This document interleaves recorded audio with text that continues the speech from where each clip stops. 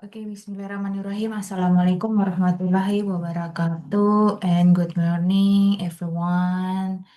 Um, Now I will introduce myself. My name is Citra PRASISKA Tohamba, and today I will present my paper entitled "The Role of Duolingo in Enhancing Reading Comprehension Among University Learners." So, this research,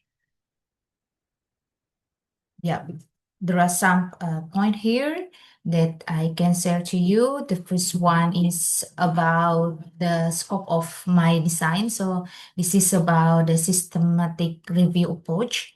And then we have selected and analyzed 14 peer review studies. These studies published between 2015 until 2024. And then we have also used the Prisma framework to interpret the pattern of this research, yeah, the pattern of the critical evaluation of the research. So there are three research questions. The first one, how effective is Duolingo in measurably improving academic reading comprehension scores?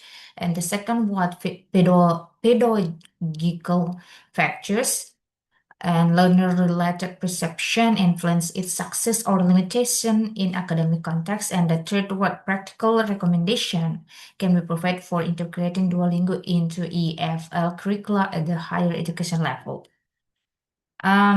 Yeah, there are some themes here. The first one is the academic reading demand, and then also about the mobile assisted language learning as a solution, and then why this traditional method fall short and how this Duolingo's promise. So according to the academic reading demand, this academic text poses unique characteristic. The first one, high lexical density, complex passive structures, and intertextual arguments. And then this small s solution to provide flexible, accessible, and learner-centered language exposure increasingly popular among young adult learners. And then Duolingo also integrate into micro-learning, scaffolding, gamification, and immediate feedback to support vocabulary acquisition and reading skills. So this Duolingo can be used uh, for the method or media to improve the reading comprehension. And then there are some theoretical foundation. The first one about the reading comprehension in EFL, and then how this mobile assisted language learning use, and then the relation about Duolingo as a mall platform. And this Duolingo also designed for behaviorist principle and cognitive approach. Yeah, it's based on the FETI et al. 2024, and also some expert here. So from the Carson, Duolingo also related to the input hypothesis. Yeah, because it is emphasized to comprehensible input for acquisition. So the students' acquisition on reading can be improved.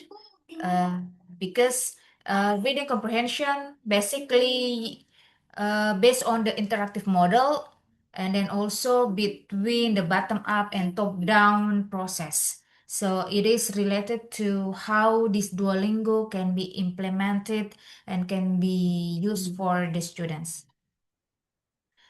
Okay, for the research method, actually in this research we use qualitative systematic critical review, and then the data source is between 2015 until 2024, and then we found and then we identified 14 studies by using some inclusion criteria to find out or to classify which one the research can be used, can be categorized as the um, qualified studies, and then we found 14 studies.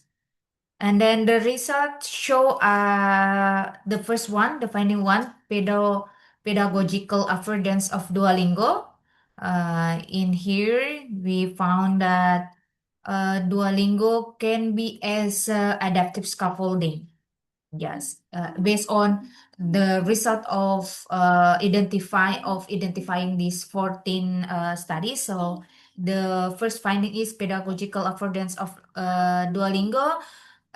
It can be as the adaptive scaffolding for improve the vocabulary building when the students are reading by using this Duolingo application. And the second is motivation and learner engagement through gamification, because Duolingo not only give the students material for the reading, for their reading comprehension, but give them like the reward system and habit formation, so they can build their self-determination theory. And these elements fulfill the learner's needs for competence and autonomy. So they learn by use the game categories or game intents, and then it also reduce the anxiety for the students. They can feel fun, convenient, and low pressure during the reading tasks. And then the third, limitation in developing academic reading skills. So by implementing or doing implemented this Duolingo, we found that this Duolingo can limit can be what we can say can give the students uh, higher gains in reading skills and vocabulary mastery. Yeah, compared to conventional method, because they also can use like the skimming, scanning, main idea identification activities by using Duolingo. Yeah. So we can now conclude that the using of Duolingo from the 14 studies, it can be as effective for foundational skills, and it also give pedagogical bridge required, so in the students can integrate the broader instructional design, so they can uh, find some gamified micro learning, and then it can improve or boost their cognitive complexity of academic reading tasks. And so for the conclusion, the critical review of 14 empirical studies reveals a nuanced picture of Duolingo's role in EFL reading development. Duolingo is a valuable supplementary tool. It is not only a standalone solution, but for university EFL reading instruction, it is a greatest strength lie in motivating learners, building vocabulary, and supporting sentence level comprehension at foundation levels. And its greatest weakness is, even though there is some weaknesses, is the inability to develop the higher order academic reading skill that universities demands. So it is the end of my presentation. Thank you, and wassalamualaikum warahmatullahi wabarakatuh.